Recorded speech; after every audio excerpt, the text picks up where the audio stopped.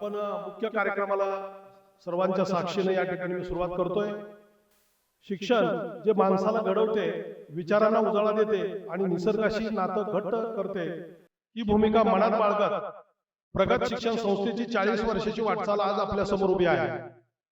1984 मध्ये पेरलेलं हे बीज केवळ शाळा उभारण्यापुरतं नव्हतं, तर निसर्गाशी जोडलेलं, मूल्यांवर आधारलेलं आणि अनुभवातून शिकवणारं शिक्षण जपण्याच्या स्वप्नांचा हा आरंभ होता।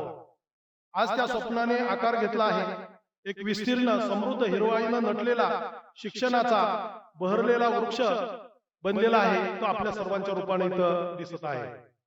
संस्थेने 40 वर्षामध्ये निसर्गावर आधारित शिक्षणाचे धडे दिले, पर्यावरण विषयक संवेदनाला दिशादर्शक भूमिका घेतली आणि त्याचप्रमाणे विद्यार्थी केंद्री, गुणवत्तापूर्ण, प्रयोगशील शिक्षणाला केंद्रस्थानी मानून हा 40 वर्षाचा प्रवास केलेला आहे।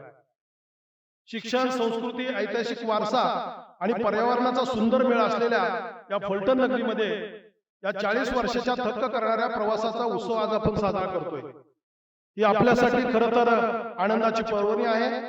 या सोहळ्यासाठी संस्थेच्या संस्थापिका तथा विश्वस्त भाषातज्ञ डॉक्टर मॅक्सिम बन्सन म्हणजे आपल्या सर्वांच्या मॅक्सिम मावशी उपस्थित आहेत।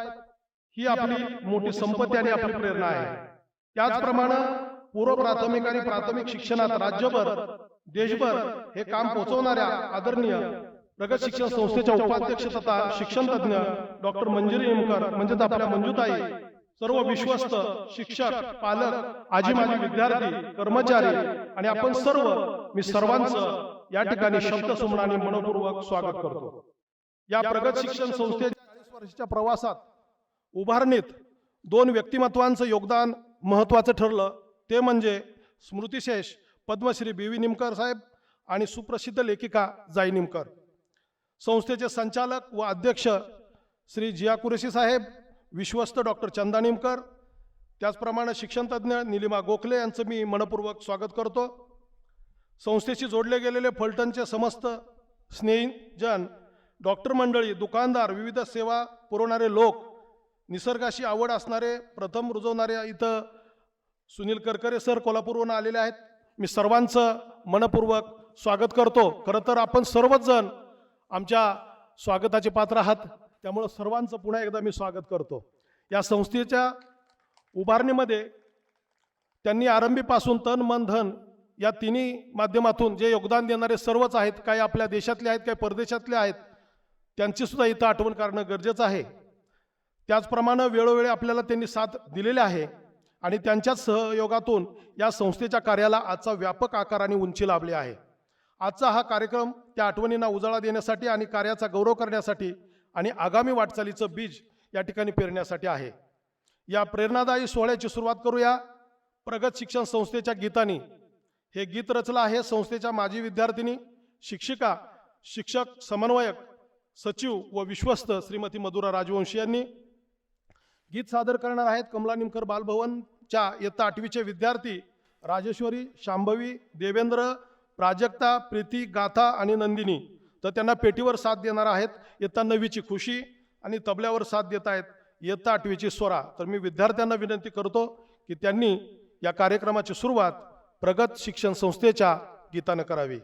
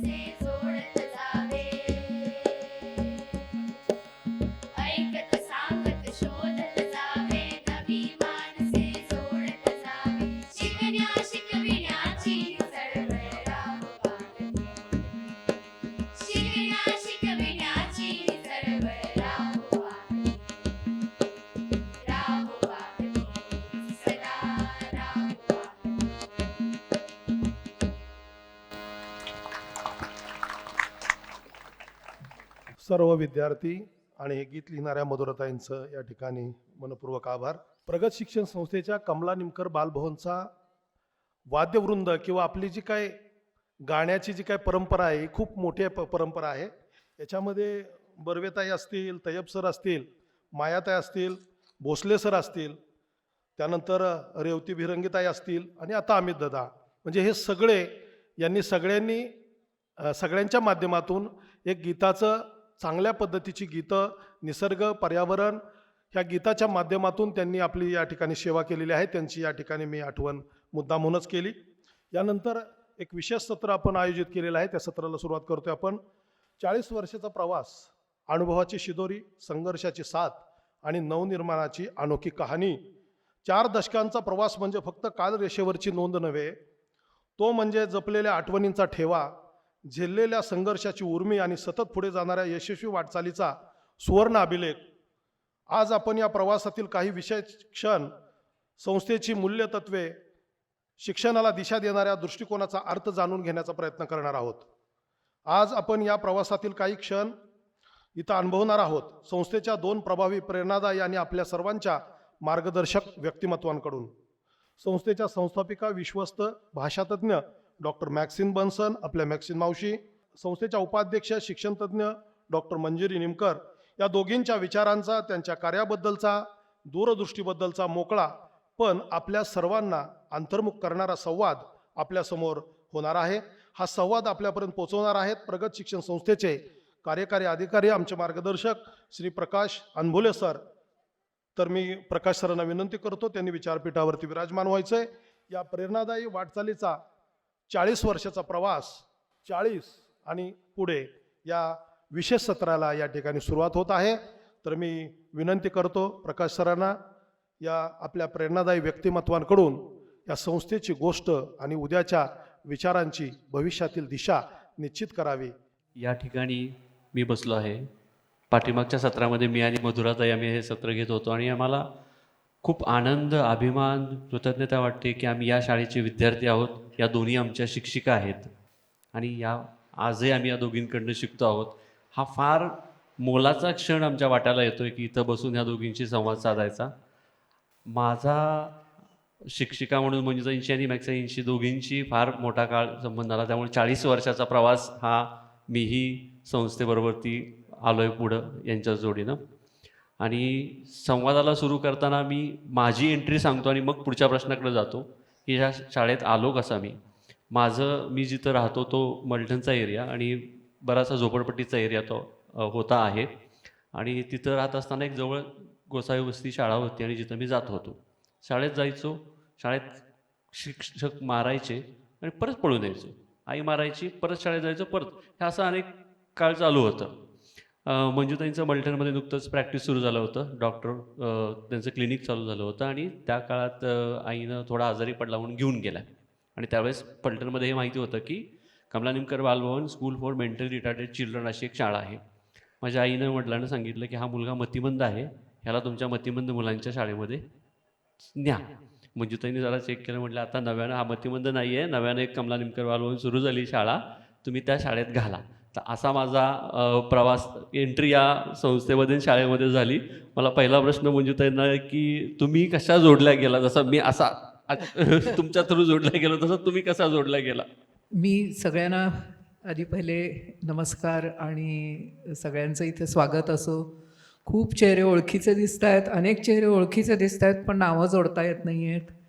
मग तेच लोक स्वतःहून येऊन सांगतात ओळखलत का मला. काही काही चेहरेसुद्धा ओळखत नाही आहेत, विशेषतः मुलग्यांचे.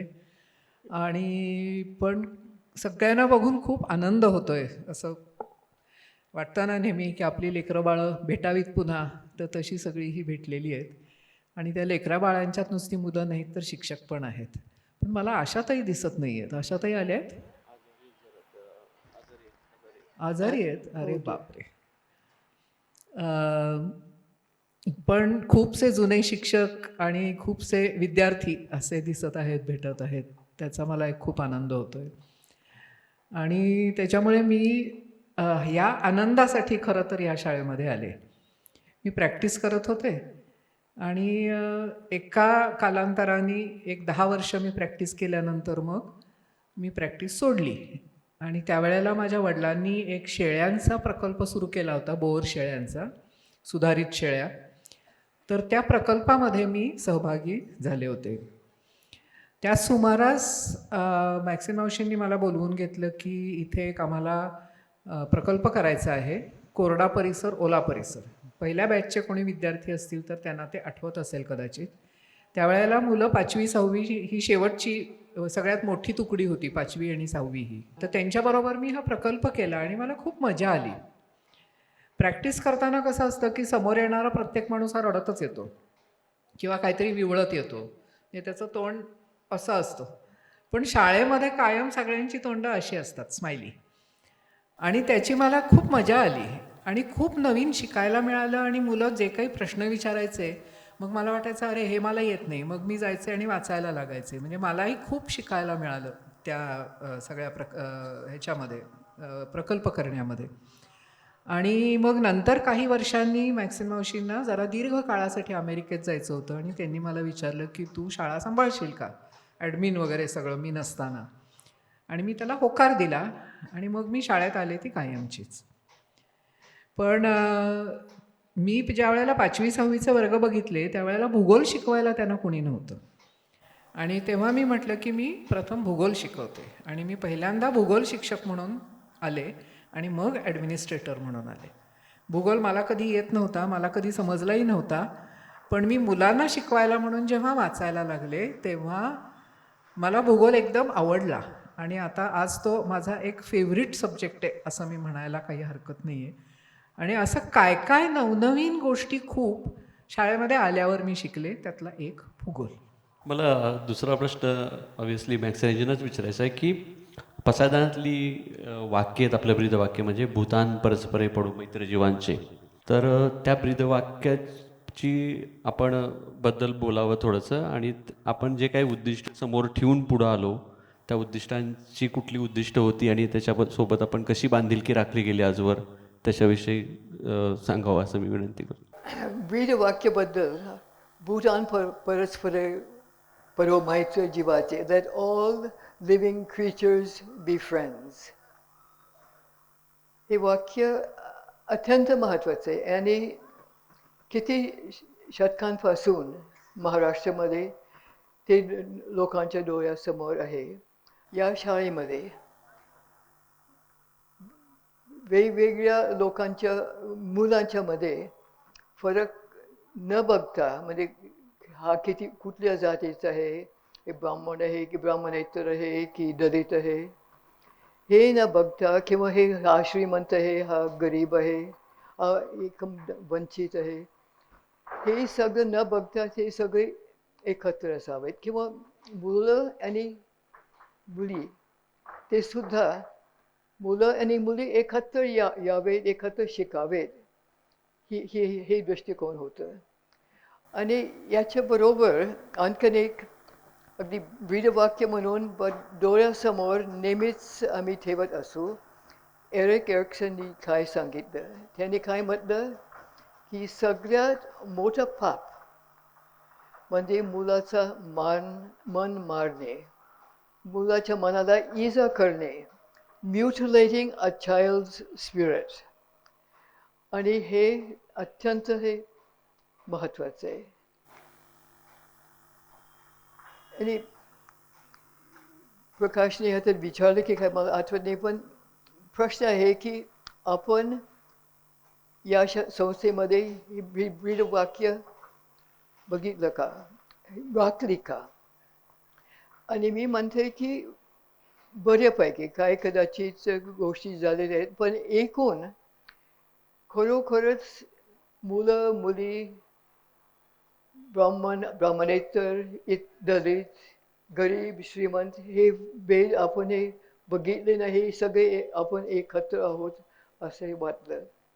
पण एकूण या समाजामध्ये अजून तसं नाही आहे आणि त्याच वेळी सुद्धा नव्हतं. आणि एक गोष्ट नेहमीच माझ्या डोळ्यासमोर येतो, म्हणजे मी त्याला हे सुमित असं नाव हे दिलं, पण त्याचं नाव वेगळंच होतं. पण आपल्या शाळेमध्ये अगदी पहिल्या बॅचमध्ये जी 4-5 मुलं एकत्र आली तो त्याच्यातलं होता. आणि आम्ही त्याला हे शाळेमध्ये घातलं. आणि 3रीमध्ये असताना रामजत्रेच्या वेळेस तो फिरत होता बाजारामध्ये. एका पोलिसांनी त्याला पकडलं. मग तो चोरी करणार होता, केलं नाही हा, पण तो करणार होता. त्या पोलिसाला कसं काय वाटलं मला माहीत नाही आहे, पण त्याला डायरेक्ट रिमांड होममध्ये पाठवलं हे साताऱ्यामध्ये. आणि मी त्यावेळेस दुसरी कामाकडे होते म्हणून 15 दिवस मला कळलं नाही. पण शेवटी माझ्या लक्षात आलं की सुमित तिथे रिमांड होममध्ये आहे, म्हणून मी गेले तिथे. आणि मी म्हटलं त्या डायरेक्टरला की मला तुम्ही माझ्याजवळ हे पाठवा. आणि मी ज्यावेळेस तो कोर्टात यायला पाहिजे मी त्याला पाठवीन, मी घेऊनच येईन. आणि त्याने म्हटलं काय बिघडलं इथे राहिलं तर. आणि मी म्हटलं की तो शाळेमध्ये जातोय आणि हे शाळा बुडणार आहे. पण त्या माणसाने म्हटलं की पण आमच्याकडे सुद्धा शाळा आहे. म्हणून मी बाहेर जाऊन त्याला विचारलं हे असं आहे का. आणि त्याने म्हटलं खरोखरच शाळा आहे, पण जोपर्यंत मी याच्यामध्ये गिल्टी ठरलं नाही तोपर्यंत मी जाऊ शकत नाही. पण फौजींची शाळा नाही आणि सरकारची शाळा नाही. म्हणून शेवटी भांडण करून मी त्याला आणलं. आणि तो परत आला फलटणला. आणि शाळा मास्तरांनी काय म्हटलं, मी बिलकुल त्याला घेणार नाही परत. परवानगीशिवाय तो गेला. कुठली परवानगीमध्ये पोलिसांनी पकडलं, मग हे परवानगीशिवाय गेलं म्हणजे त्याला काय अर्थ आहे का. पण शेवटी मी खूप भांडण केल्यानंतर तरी पण ही शाळा मास्तरांनी मध्ये नको, माझ्या शाळेमध्ये नको, हे खराब आंब्याने बाकीचे आंबे हे खराब होतील. मग तो पोरगा हे खराब आंबा कसा ती काय कळतच नाही. पण एनिवे 2 चांगले गट शिक्षणाधिकारी होते आणि त्यांनी मदत करून दुसऱ्या शाळेमध्ये म्युनिसिपल शाळेमध्ये घातलं. आणि थोड्या दिवसानंतर तो आजारी पडला आणि बाहेर पडला. आणि त्याच्यानंतर तो परत शाळेमध्ये आला नाही. म्हणून एरिक एरिक्सनने जे काय सांगितलं हे सगळ्यात मोठा पाप, मुलाचं मन मारणे. आणि त्याचं मन इतकं हे मारलं गेलं की संपूर्ण आयुष्याला दुसरं वेगळं वळण हे झालेलं होतं.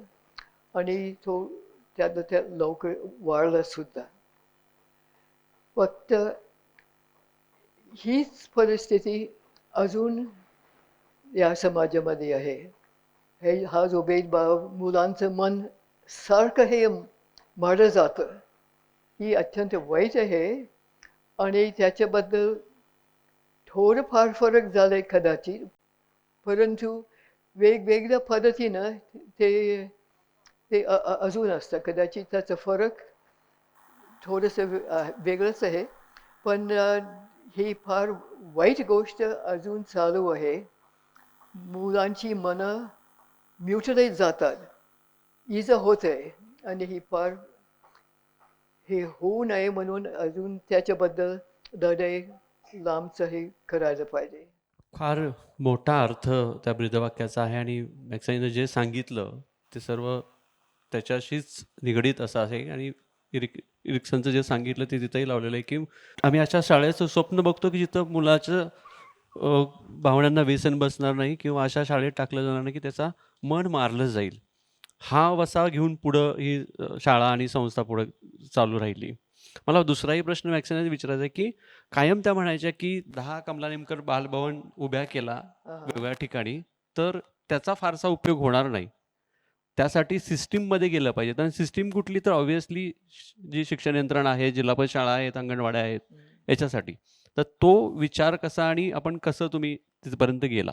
तो विचार म्हणजे म्हणजे की या सरकारी शाळांकडे जायचा, आपण म्हटलं की कमलानेमकर बालभवन उभं करून काही हां, हे बरोबर आहे. म्हणजे संपूर्ण सिस्टम बदलू शकणार नाही जोपर्यंत आपली एकच शाळा आहे.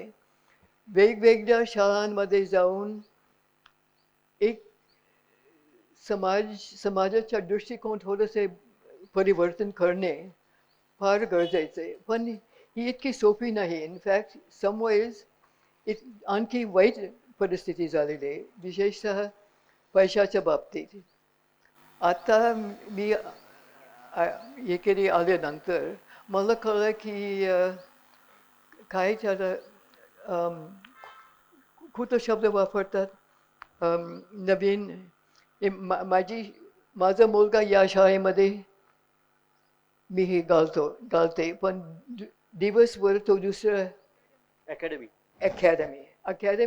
अत्यंत वाईट कल्पना आहे असं मला वाटतं. आणि जे अगोदर जी फायदा होतं हे आता हे आणखी वाईट झाले, कारण कोणाजवळ पैसे आहेत जास्त करून सवर्ण काही इतर लोक असतील याच्यामध्ये. पण ही ही संपूर्ण जे आपलं हे जे तत्व होतं संपूर्ण याच्यामध्ये अजिबात काही दिसतच नाही. मला पुढचा प्रश्न मंजुताईंना विचारायचा आहे की आपला कमलानेमकर बालभवन, आपली शाळा आणि आपला तिसरा एक भाग आहे की शिक्षण विस्तार. तर मंजुताईंना हाच विचारायचं की ह्या शिक्षण विस्तार प्रकल्पात मीही स्वतःही गेली 10 वर्ष सक्रिय सहभागाने वेगवेगळ्या पातळ्यांवरती काम केलं आणि नुसतंच महाराष्ट्रभर नाही, तर राज्यांमध्ये वेगवेगळ्या आपण 7 राज्यांपर्यंत आतापर्यंत पोहोचलोय काम घेऊन आपलं. आणि महाराष्ट्रातल्या आज म्हणायला काही हरकत नाही की सर्व जिल्ह्यांपर्यंत पोहोचलोय, कारण आज वेगळा प्रकल्पच्या दृष्टीनं एक माणूस तर त्या जिल्ह्यातनं येतोय. तर हे एवढं सगळं पसरवण्याची ऊर्जा कशी तुम्हाला मिळाली आणि कशी मिळत आहे अजूनही? हे सगळं पसरवण्यामध्ये मी एकटी नाही आहे, हे मला आधी प्रथम सांगू दे. दुसरं, मावशी बोलत असताना तुमच्या लक्षात आलं असेल की ही बाई ठिकठिकाणी जाऊन पोरांना शाळेत घ्या असं म्हणून भांडली होती, किंवा रिमांड होममधनं त्यांना सोडा म्हणून भांडली होती. जनरली लोक कशासाठी भांडतात? पूर्वी एकेकाळी नळावरची भांडणं असायची. आता घरोघरी नळ आलेत त्याच्यामुळे नळावरची भांडणं होत नाहीत. पण मला पाणी मिळावं किंवा मला जे काही पदार्थ वस्तू मिळालेली आहे त्याच्या वजनात खोट आहे किंवा काहीतरी मला मिळावं म्हणून लोक जनरली भांडतात. पण मॅक्सिन मावशी अधिकाऱ्यांशी ठिकठिकाणी जाऊन गरीब गरीब मुलांच्यासाठी भांडल्या, हे तुम्ही बघितलं. आणि ती एक ऊर्जा आहे की या जर एकेका मुलासाठी सुद्धा एवढा जीव टाकू शकत असतात तर आपण आणखीन जास्त मुलांच्यापर्यंत पोचायला हवं. मुळात माझा स्वभाव असा आहे की मला काही चांगलंसं दिसलं, मग ते एखादं चांगलं चित्र असो किंवा एखादं चांगलं गाणं मी ऐकलं असो किंवा एखादं चांगलं पुस्तक वाचलेलं असो, एखादी चांगली व्यक्ती भेटलेली असो, इतरांना ते दाखवायचं, ती व्यक्ती भेटवायची, याच्यामध्ये मला खूप आवड आहे ह्याची. मला हा स्वभाव आहे माझा. आणि त्याच्यामुळे इथे जर आपल्याला काही गोष्टी छान मिळाल्या, आपल्या इथे येणारी मुलं कायम हसत असतात, रडकी नसतायत, तर मग इथे जे काही आहे ते अधिक मुलांच्यापर्यंत पोचवलं पाहिजे. हा संस्थेचा ब्रीदवाक्यच होतं म्हणा एका तऱ्हेने. आणि त्याच्यामुळे ते आपण करायचं हे मला माहिती होतं. आणि मी ज्या वेळेला इथे आले त्यावेळेला इथे 3 कार्यक्रम चाललेले होते. एक होता विज्ञान जत्रेचा. कुणाला प्रदीप कवडे सर आठवत असतील अगदी सुरुवातीच्या मुलांना, तर ते विज्ञान जत्रेचं घेऊन जायचे सगळं साहित्य आणि ठिकठिकाणी विज्ञान जत्रा करायचे. आणि त्यांचा एक प्रयोग मला अजूनही अगदी आठवतो आहे. तो म्हणजे की एक असं मोठंसं काचेचं भांडं असायचं, त्याच्यामध्ये एक उलटा बीकर किंवा दुसरं काहीतरी चंबू वगैरे असा ठेवलेला असायचा. आणि त्या भांड्यामध्ये ह्याचं पोटॅशियम परमॅंगनेटचं लाल पाणी असायचं. आणि त्यांचा पहिला प्रश्न असायचा, हात न लावता हे पाणी त्या चंबूमध्ये घालवून दाखवा. आणि मग मुलं खूप काय काय करायची. मग ते म्हणायचे जवळपास ठेवलेलं काही साहित्य तुम्हाला वापरता येईल आणि तिथे चमचे, डाव, चिमटा, प्लास्टिकच्या नळ्या अशा काहीही ठेवलेलं असायचं. आणि मुलं खूप प्रयत्न करायची आणि काही जमायचं नाही ते करायला. आणि मग तिथून त्यांची जत्रेला सुरुवात व्हायची. दुसरा कार्यक्रम होता तो मोबाईल स्लाईड लायब्ररीचा कार्यक्रम होता. आणि पुन्हा इथे मोठी मुलं कोण जे असतील त्यांनी कदाचित पाहिलं असेल, आपल्या सुषमा आत्या सगळीकडे ते घेऊन जायच्या मोबाईल स्लाईड्स, म्हणजे ते इकडे तिकडे घेऊन जायचे म्हणून मोबाईल. आणि अंधार झाला की मुलं रडायची. त्यांना वाटायचं की बहुतेक हे आज आपल्याला इंजेक्शन द्यायला आलेले आहेत. आणि मग स्लाईड शो सुरू झाला की त्यांना खूप मजा वाटायची. दत्ता सरांच्याकडे प्रबुद्धला सुद्धा आम्ही स्लाईड शोज करायचो, आपल्या इथेही स्लाईड शोज करायचो. आणि आज कितीही खूप छान छान गोष्टी उपलब्ध झालेल्या आहेत मुलांना. कम्प्युटर्स आहेत, लॅपटॉप्स आहेत, फोन आहेत, स्मार्टफोन्स आहेत, आणखीन काय काय काय काय गोष्टी आहेत आणि खूप काही मिळतं मुलांना. पण ती जी गंमत होती ना, ज्या वेळेला काहीच नव्हतं, म्हणजे वर्गाच्या भिंतींना रंगसफेदीसुद्धा केलेली नसायची. आणि अशा वेळेला एक नकाशा घेऊन तो उलटा लावून त्याच्यावरती स्लाईड्स दाखवाव्या लागायच्या. त्यावेळेला जी मजा यायची, ती मजा वेगळीच असायची. कारण मग त्या विचारायच्या की हात दाखवा हात, की सगळी मुलं हात वर करायची. हात हलवा की हलवायची. मग आता डोळ्यावर हात ठेवा, मुलं डोळ्यावर हात ठेवायची. दिसतंय का? मुलं म्हणायची नाही. आता तोंडावर हात ठेवा, मुलं तोंडावर ठेवायची. ठेवले का? की मुलं म्हणायची हो. मग त्या म्हणायच्या कुठे ठेवले? आवाज कसा आला? तर हे जी एक देवाणघेवाण असायची ना, ती खूप मजेची असायची.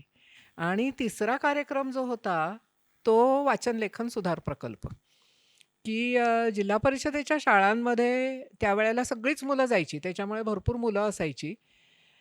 गरीबही असायची, गावातल्या बागायतदारांची असायची. कारण अशी ठिकठिकाणी इंग्रजी माध्यमाच्या शाळा नव्हत्या. आणि ती सगळीच मुलं एकत्र यायची. पण टापटिपीत असलेली युनिफॉर्म घातलेली मुलं पुढं बसायची आणि चड्डी करगोट्यांनी बांधलेली अशी पोरं मागं बसायची. पण तिथे आम्ही काम करायला सुरुवात केली आणि तिथे जी एक ऊर्जा मिळत गेली, ती ऊर्जा मुलांच्याकडनं होती. आधी शिक्षकांना फारसा इंटरेस्ट नसायचा. पण मग नंतर त्यांच्याही लक्षात आलं, की अरे हे चाललेलं आहे ते छान चाललेलं आहे काहीतरी. आणि त्याच्यातून म्हणजे त्या कामातून एक मुख्य ऊर्जा मिळत गेली.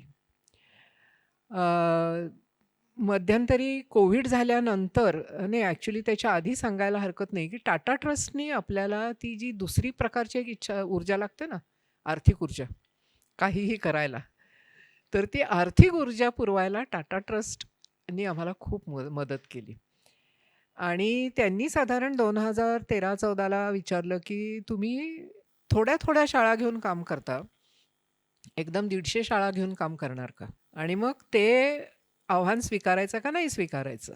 त्यावेळेला मी फुल टाईम शाळेमध्ये शिकवतही होते, ॲडमिनिस्ट्रेशनही होतं. तेव्हा प्रकाश आणि वसीम ही आपल्याच शाळेचे विद्यार्थी पुढे झाले.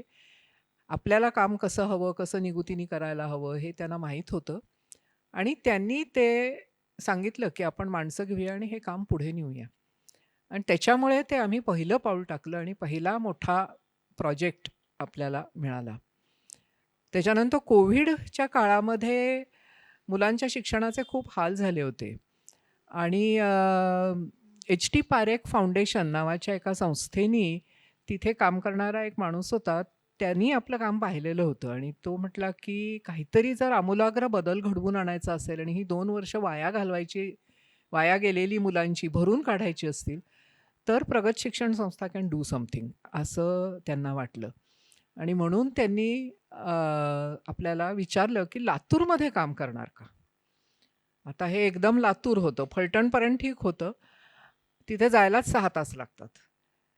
मग पुन्हा मी आपल्या टीमला गोळा केलं आणि विचारलं, की बुवा असं-असं विचारलंय, काय करूया? तर ह्या सगळ्यांनी सांगितलं, आपण ते घेऊया. आणि म्हणून आम्ही घेतलं आणि औशाला आम्ही 25 शाळांच्या बरोबर प्रथम काम सुरू केलं. मग ते वाढत गेलं आणि मग शेवटी 205 अंगणवाड्यांच्या बरोबर आपण तिथे काम करत होतो.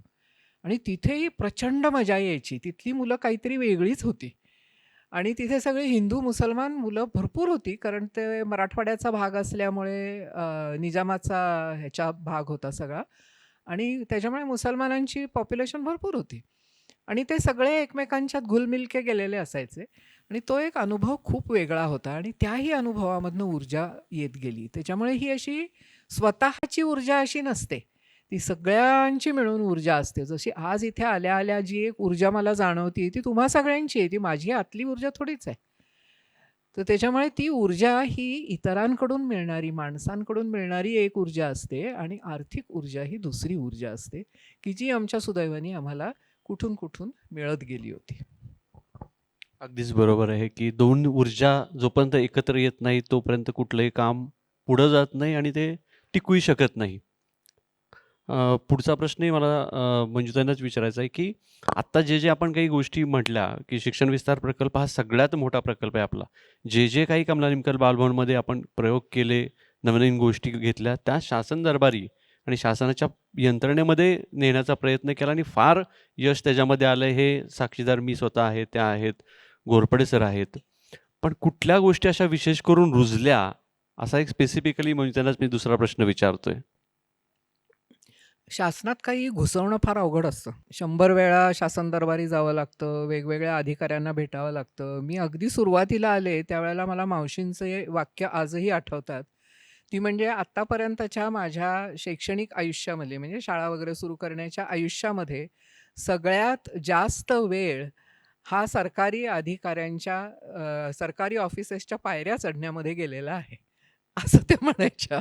कारण प्रत्येक गोष्टीसाठी 10 खेटे हे घालावेच लागतात आणि त्याच्यामुळे हे सोपं नव्हतं. पण 2000 साली घोरपडे सर आले. त्यांचं MSW झालेलं आहे आणि त्यांना माहिती असतं सरकारी अधिकाऱ्यांपर्यंत कसं पोचायचं आणि काय करायचं आणि मग त्यांनी हे सगळं हातात घेतलं, सरकारी काम आणि मग आपण पुढे जायला लागलो.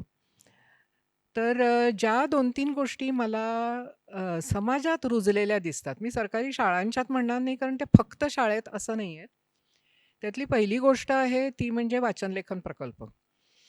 म्हणजे प्रगत वाचन पद्धतीने वाचायला शिकवणं. नंतर ती बालभारतीनी सुद्धा अक्षर गट करून त्याच्यामार्फत शिकवणे हेच स्वीकारलं आणि त्याच्यामुळे आपण ज्या शिक्षकांच्या बरोबर काम करत होतो त्यांच्याही लक्षात आलं की नाही अरे हीच चांगली पद्धत आहे बरं का आणि त्याच्यामुळे ती पद्धत वापरणारे मला अनेक शिक्षक दिसतात. आपला एक प्रकल्प चालू होता त्यावेळेला प्रकल्पाच्या शेवटी जवळ-जवळ फलटणमधल्या 50% जिल्हा परिषद शाळेतल्या शिक्षकांची पाटणला बदली झाली.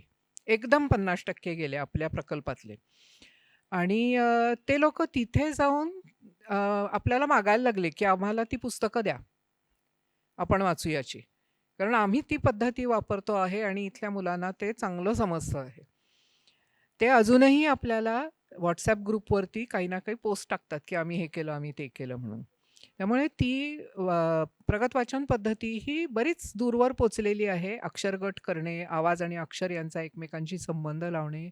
गट कदाचित बदलत असतील, पण पद्धती वापरतात लोकं. दुसरी गोष्ट रुजली असं मला वाटतं ती म्हणजे गाव ग्रंथालय. एका मोठ्या प्रकल्पाच्या वेळेला आपण 150 शाळा जेव्हा घेतल्या होत्या त्यावेळेला 150 गावांमध्ये गाव ग्रंथालय उभी केली होती आणि त्याचे निम्मे पैसे टाटा ट्रस्टकडनं वगैरे मिळत होते, फंडिंग एजन्सीकडनं, पण निम्मे पैसे गावकऱ्यांनी उभे केले होते आणि प्रकाशनी त्याच्यामध्ये विशेष इंटरेस्ट घेतला होता आणि त्या 150 गावांमध्ये 150 लायब्ररी व्हॉलंटियर्स होते आणि या सगळ्या महिला आता मुलं-बिलं मोठी झाली, आता काय करायचं? कारण शिकलेल्या असतात आता हल्ली बायका आणि काय घरातले म्हणायचे शेतावर काम नको करू किंवा तिला यायचं नाही, शहरातली असायची. अशा बायका निवडून आम्ही त्या व्हॉलंटियर्सना ट्रेनिंग दिलं होतं विद्याताई आणि प्रदीप सरांनी आणि या महिला तिथे गाव ग्रंथालयांमध्ये व्हॉलंटियर्स म्हणून काम करायच्या आणि तो एक चांगला रुजलेला कार्यक्रम आहे असं मला वाटतं आणि कोविडच्या काळामध्ये हे ग्रंथालयं खूप ॲक्टिव्ह होती. तिसरी रुजलेली गोष्ट जी आहे ती म्हणजे आपला बालवाडीचा कार्यक्रम. आधी लोकांना ते पचनी पडत नाही. मुलं कशी लिहितील? आपण सांगितल्याशिवाय मुलं कशी शिकतील? हे असं मांडून ठेवलं की मुलं भांडणंच करतील, ओढाताणीच करतील आणि जसजसा आपला प्रकल्प आतमध्ये घुसायला लागतो, तसतसं त्यांच्या लक्षात येतं की नाही बरं का मुलं करतात काम आपलं. आणि विशेषतः मुलं आपली आपली पुस्तकं हाताळतात. 10 वेळा ऐकलेली गोष्ट ही जणू काही वाचल्यासारखी वाचतात छानपैकी आणि तसंच लिहितातही. म्हणजे त्यांना काहीतरी लिहायचं असतं, सांगायचं असतं, पण मुलांना हे पटपट सांगता येत नाही. त्याला काहीतरी रूप येण्यासाठी लिहिलं की त्याची मदत होते आणि त्याच्यामुळे मुलं स्वलिपीत लिहितात. आपल्याला वाचता येत नाही. आपली सगळी एम-बी-बी-एस किंवा पी-एच-डी किंवा काय असेल ती गुंडाळून ठेवून द्यायची आणि मुलांना विचारायचं, की "तुम्ही हे काय लिहिलंय? मला वाचून दाखवाल का?" आणि मुलं अत्यंत प्रेमाने तुम्हाला वाचून दाखवतात. आणि हे ज्यावेळेला लोकांना सगळं दिसायला लागलं, त्यावेळेला खूप याच्यावरती लोकं खुश झाली आणि 40-40 मुलांच्या अंगणवाड्या लातूरमध्ये असतात. खूप मुलं असतात तिथे आणि त्या सांभाळायच्या कशा? हा ताईंच्या समोर नेहमी प्रश्न असायचा आणि त्याच्यामुळे आता असे कॉर्नर्स लावले, की मुलं तिथे जाऊन खेळतात. मग आपण छोटा-छोटा गट घेऊन त्यांना शिकवू शकतो, हे त्यांच्या लक्षात आलं आणि त्यामुळे तेही तिथे बऱ्यापैकी रुजलंय असं मी म्हणेन. अर्थात 2च वर्ष आम्हाला तिथे फक्त मिळालेली होती. त्याच्यामुळे अगदी पूर्ण रुजायला काही जागा नव्हती. पण त्याच्यानंतर मला एक संधी मिळाली ती म्हणजे की पायाभूत स्तरावरचा राज्य अभ्यासक्रम आराखडा लिहिण्याचं काम जे होतं त्याच्यामध्ये मला इन्व्हिटेशन मिळालं आणि त्याच्यामधला संबंध उदयोन्मुख साक्षरता किंवा अंकुरती साक्षरता हा चॅप्टर संपूर्ण मी लिहिलेला आहे.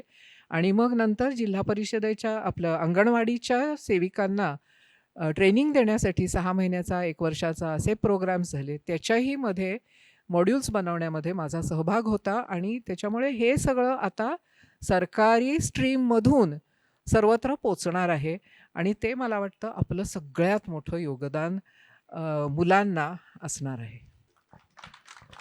फार महत्त्वाच्या गोष्टी मंजुताईंनी सांगितल्या, की शासन दरबारी आपल्याला बोलवलं गेलं म्हणजे त्याच्यामध्ये महाराष्ट्रातनं फक्त 5 व्यक्तींना घेऊन अ, जो प्रोग्राम लिहिला गेला, जो एस-एफ-एफ-एस म्हटलं जातं, की फाउंडेशनल स्टेजचा हा बालशिक्षणाचा अभ्यासक्रम आहे. ज्याच्यामध्ये फार मोठं योगदान संस्थेचं आहे. आपलं अनेक साहित्य वापरलं गेलं आहे. समोर बसलेल्या के-एन-बी-एन्सला एवढंच मी या मुलाखतीतनं सांगतोय, की आपण आवाका वाढवलेला आहे, लांबपर्यंत गेलेलो आहे. ह्याचं एक चित्र कुठेतरी मला उभं तुमच्यासमोर करायचं आहे. मला मॅक्साईनं प्रश्न विचारला, की 40 वर्ष एक संस्था उभी राहते आणि ही सोपी गोष्ट नाही आहे कुणाच्याच दृष्टीनं. अनेकांच्या ह्याच्यामध्ये हात आहेत उभी करायला. तर अशा कुठल्या मैलाचे दगड, माइलस्टोन्स यामध्ये लागले? कुठल्या व्यक्तींचं सहकार्य या सगळ्या प्रवासात मिळत गेलं तुम्हाला? त्याबद्दल थोडंसं आम्हाला सांगावं. वेगवेगळं हे दृष्टिकोन आपण बघू शकतो. म्हणजे सुरुवातीला नुसतं इन्फ्रास्ट्रक्चर ज्यावेळेस एखादी सुरू झालं फक्त हे रिकामं गोडाऊन होतं. ॲक्च्युली 3 वेगवेगळे भाग होते मला वाटते. मग हळूहळू या बिल्डिंगची संपूर्ण रूपांतर हे बदललेले. नंतर काही भाग फाडून आणखी हे बिल्डिंग्स बांधले. सो हे माइलस्टोन्स महत्त्वाचे. पण त्याच्याबरोबर ही प्रगत वाचन पद्धती सुरू करणे हे दुसरं हे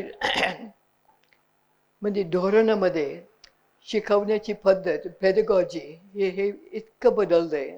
आणि आता मंजुताईंनी सांगितलं की हे प्रगत वाचन पद्धती दुसरी एकदम लातूर असूर औसा तिथे हे तिथे पोचलेलं आहे.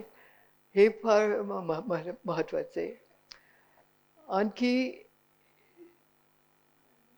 माइलस्टोन म्हणजे नवीन थीम तयार करणे. आणि आनंदाची गोष्ट हे की प्रकाश सारखी ही माणसं जी सुरुवातीपासून होते अगदी पहिल्या बॅचमध्ये आणि आता हे सांभाळतात. ही फार मोठी गोष्ट आहे. And so there has been continuity. आणि आता याच्याबरोबर नवीन आव्हानसुद्धा हे सुरू आहेत. कारण हे सरकारची धोरणं जास्त कठीण व्हायला लागले.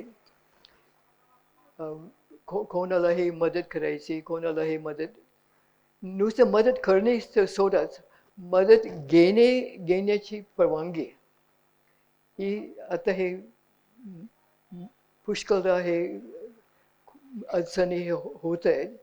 कारण खूप दबाव आहे की अमुक दृष्टिकोनातूनच तुम्ही चालवायला पाहिजे, नाहीतर आम्ही ही मदत घेऊ देणार नाही. म्हणून अशा गोष्टींचं आव्हान आपल्या डोळ्यासमोर आहे. आता नवीन गोष्टी होणारच आहे, म्हणजे आर्टिफिशियल इंटेलिजन्स. त्याच्याबद्दल एक आपण काय दृष्टिकोन ठेवणार आहे त्याच्याबद्दल हा फार मोठा प्रश्न आहे. अत्यंत धोकादायक आहे, पण अत्यंत आवश्यक आहे. पण हे दोन्ही गोष्टींसह बघून व्यवस्थित धोरण आपण करू शकू हे बघायचं आहे. या सगळ्या प्रवासात अनेक व्यक्तींची साथ लागते. जसं की मी आत्ता म्हणतोय की शाळेचं व्यवस्थापन मुख्याध्यापक जगदाळे सर आणि मधुरा हे बघत असल्यामुळं मी आणि घोरपडे सर आणि मंजुताईंचं मार्गदर्शन याच्यामुळं आम्ही बाहेर पडतो. सारखं कुठं ना कुठं हे जे कामं चालली आहेत ते कामं आम्ही सांभाळू शकतो. त्यामुळे ही मोठी टीम आहे की ज्याच्यामधून सगळ्यांच्या सपोर्टनं जातं आणि हे फार महत्त्वाचं असतं कुठल्याही संस्थेमध्ये, आणि एकमेकांमध्ये समन्वय आणि एकी लागते. त्याच्यामुळं हे सगळं आज पुढं जात आहे. पुढचा प्रश्न माझा दोघींसाठी पण आहे की 40 वर्षांच्या प्रवासात मागे वळून पाहताना दोघींना सर्वात अभिमानास्पद क्षण असा कुठला वाटतो? सुरुवातीला मंजुताईंना विचारतो मी की एखादा असा अभिमानास्पद क्षण निवडणं अवघड आहे मलाही माहिती आहे, तरी एखादा. नाही, खरंच अवघड आहे. कारण अभिमानाचा असं नाही मी म्हणणार, आनंदाचा असं मी म्हणेन. आणि कारण अभिमान म्हणजे काहीतरी जरा वेगळंच वाटतं. आनंदाचे असंख्य क्षण होते. म्हणजे पहिल्यांदा कोणीतरी आपली कविता वाचून दाखवली, तो आनंदाचा क्षण होता. किंवा लहान मुलांनी, बालवाडीच्या मुलांनी स्वलिपीमध्ये गोष्ट लिहिली, तो आनंदाचा क्षण होता. कोणीतरी मुलं फार छान हे करतात, योगासनं करतात, ते बघणं हा एक आनंदाचा क्षण असतो. कुठेतरी आम्ही फिरायला गेलो आणि तिथे एखादा पक्षी दिसणं हा आनंदाचा क्षण असतो. म्हणजे आनंदाचे क्षण असंख्य असतात. आणि शाळेमध्ये हे रोज एक तरी आनंदाचा क्षण होताच.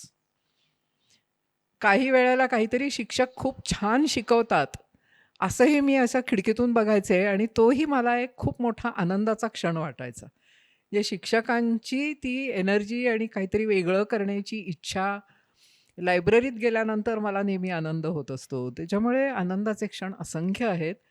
आणि शाळेनी आणि संस्थेच्या बाकीच्या सगळ्या कामांनी त्यांनी खूप आनंद दिलेला आहे. आणि म्हणून तर मी इतकी वर्ष 45 सालापासून आजपर्यंत शाळेच्या बरोबर आहे.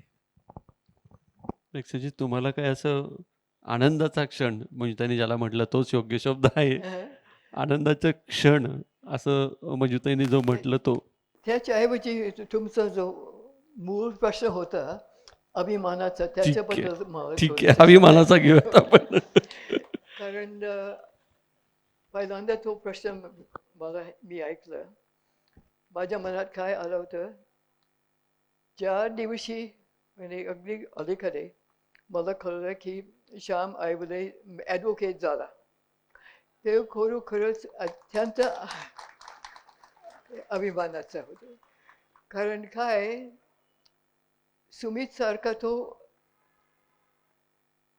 खोटा आरोप त्याच्यावर, इनफॅक्ट खुनाचा आरोप होता. तो जेलमध्ये गेला, प्रिझन, नुसतं जेल नाही, तुरुंगात होता बरेच दिवस. आणि मला ते पहिल्या टप्प्यावर गिल्टी ठरलं, नंतर ते तो बदलला. पण हे सगळं न कोसळता तो शेवटी तुरुंगातून बाहेर पडला आणि लॉ डिग्री हे सुरू केलं. अगोदरही ज्यावेळेस पहिल्यांदा अटक झाली तो जाणार होता, आणि ते सगळं आता हे माझं आयुष्य बदललंय, मी हे करू शकणार नाही असं वाटत होतं.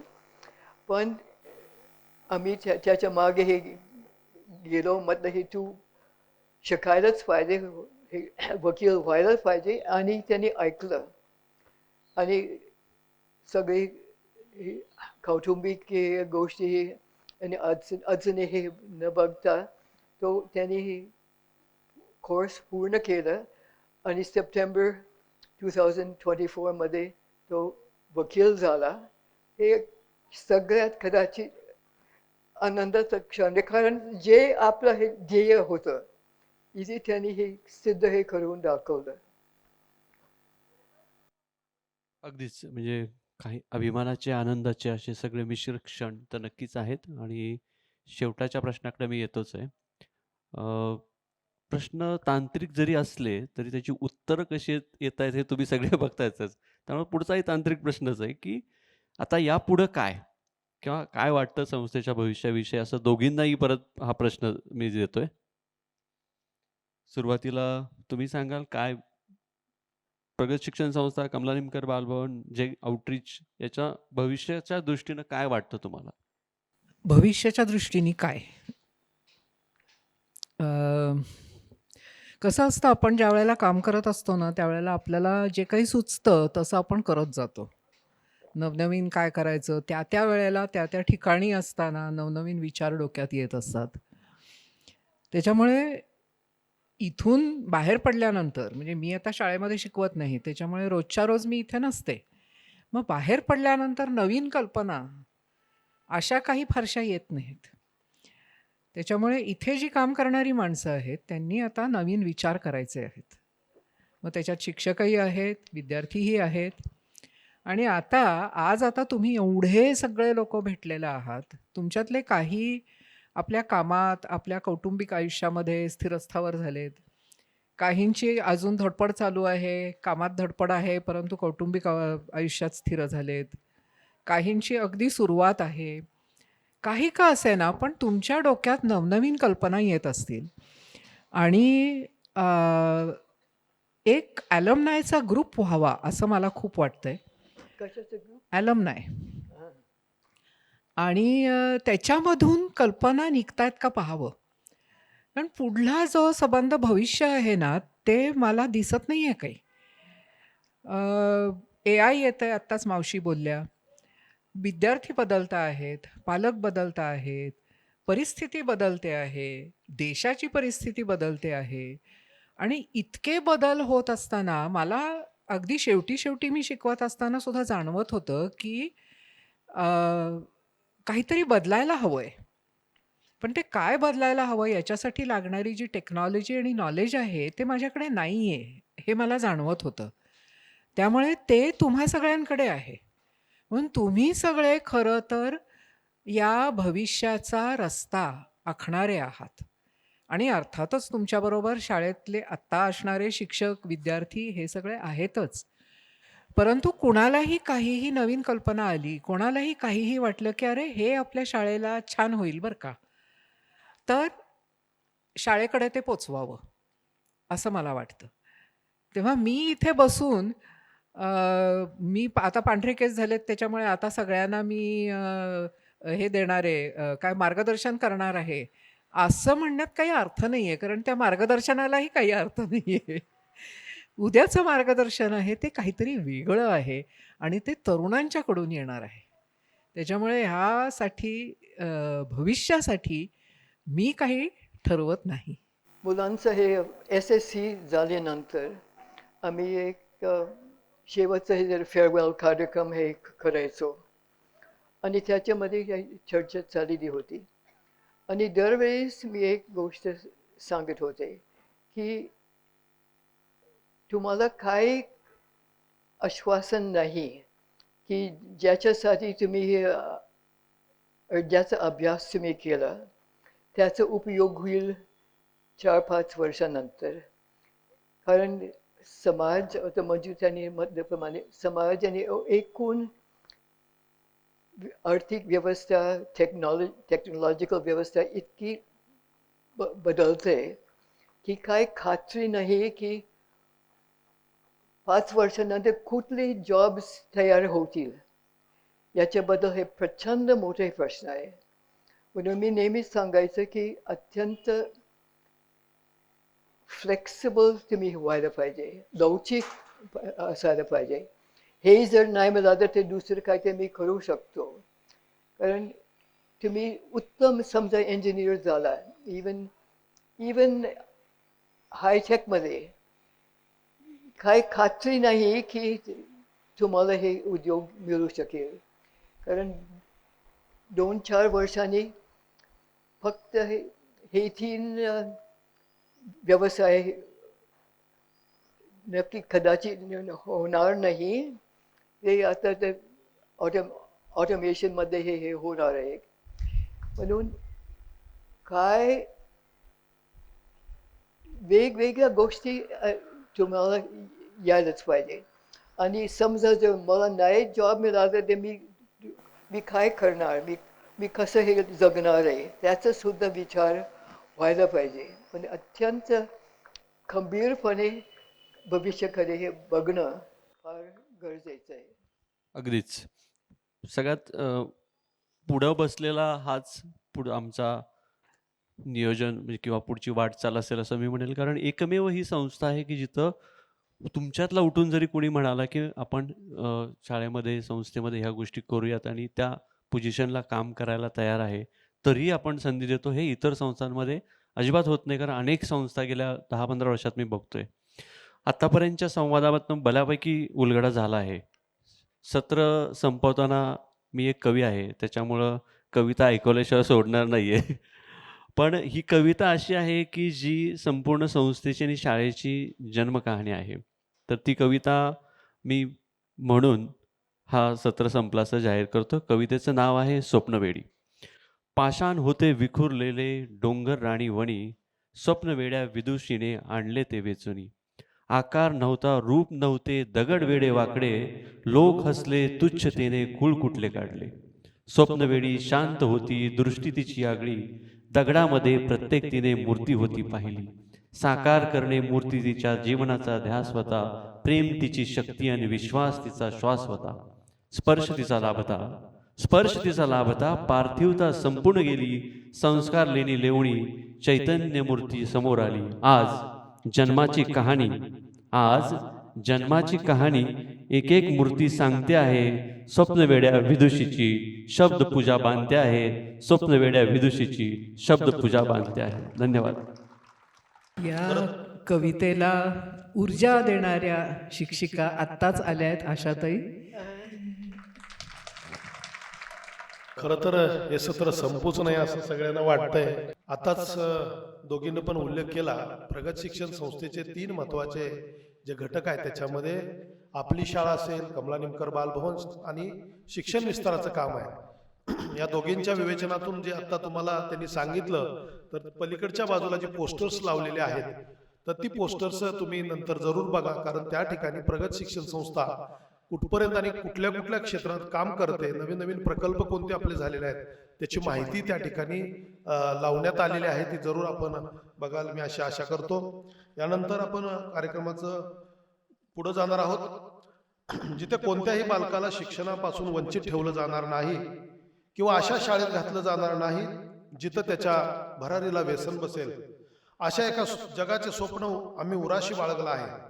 आत्ताच मावशींच्या बोलण्यातून ज्यांचा उल्लेख झाला ते एरिक एरिक्सन यांच्या उक्तीप्रमाणे प्रेरणा घेऊन प्रगत शिक्षण संस्थेनं ही आपली विजन, आपली दूरदृष्टी असावी हे ठरवलं.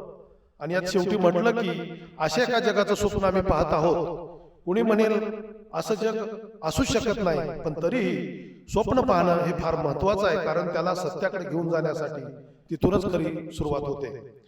सपनों के ऐसे जहां में जहां प्यार ही प्यार पला हो, कहीं बैर नहीं हो कहीं गैर नहीं हो, सब मिलके यूं ही चलते चले एक ऐसे गगन के तले. एक सुंदर गीत घेऊन आपल्या समोर येणार आहेत.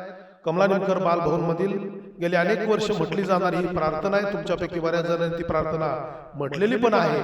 ते इयत्ता 8वी आणि इयत्ता 9वीचे विद्यार्थी ते सादर करणार आहेत. आणि आपण तिथूनच आपण सुद्धा या सुरामध्ये आपला सूर मिसळूया आणि हा सूर आणखी गगनापर्यंत घेऊन जाऊया. तर गीताला विद्यार्थ्यांनी सुरुवात करावी अशी मी विनंती करतो.